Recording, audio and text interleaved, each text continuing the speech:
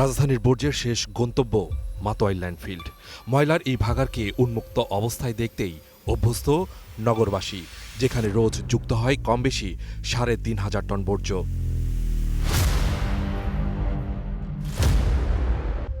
তবে পাল্টে যাচ্ছে এই চিত্র।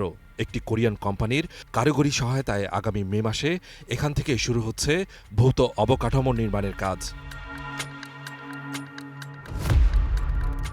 বর্জ্য থেকে তৈরি হওয়া ৪.৫ লাখ টন মিথেন গ্যাস থেকে বছরে উৎপাদন হবে ৮১,০০০ মেগাওয়াট বিদ্যুৎ। তাছাড়া সোলার প্যানেল স্থাপন করে আরও বার্ষিক ২৮,০০০ মেগাওয়াট বিদ্যুৎ যুক্ত হবে জাতীয় গ্রিডে। আমাদের যে মিথেন গ্যাস যেটা উত্তোলন করা হচ্ছে সেখান থেকে ইলেকট্রিক প্ল্যান্টে ইউজ করে তারা ৮১,০০০ মেগাওয়াট আওয়ার প্রতি বছর উৎপাদন করে। টোটাল ১,০৯,০০০ মেগাওয়াট আওয়ার বিদ্যুৎ প্রতি বছর তারা উৎপাদন করবে। বর্জ্য প্রক্রিয়াজাতের জন্য বসানো হচ্ছে ৫টি বিশেষ প্লান্ট, যেখানে মাছের লার্ভা থেকে প্রতিদিন ১২ থেকে ১৩ টন পোলট্রি ও মাছের ফিড তৈরি হবে। চিপসের প্যাকেট আর প্লাস্টিক থেকে আসবে রোজ ৩ লাখ লিটার ডিজেল। জৈব সার উৎপাদনের জন্য থাকবে কম্পোস্ট প্লান্ট। ইকোব্রিক ও কাগজ কার্টুন থেকে হবে জ্বালানি। নর্মাল যে প্লাস্টিকগুলো আসতেছে এই ধরনের প্রোডাক্ট প্রসেস করে পাইরোলাইসিস অয়েল তৈরি করা হবে। এই অয়েলটা হলো যে ডিজেল। প্রতিদিন আমাদের ৬০০ টন কম্পোস্ট সার এখান থেকে আমরা উৎপাদন করতে পারবো। পাশাপাশি এটার একটা বাই প্রোডাক্ট হিসাবে একটা কেমিক্যালের র মেটেরিয়াল একটা অয়েল বের হবে।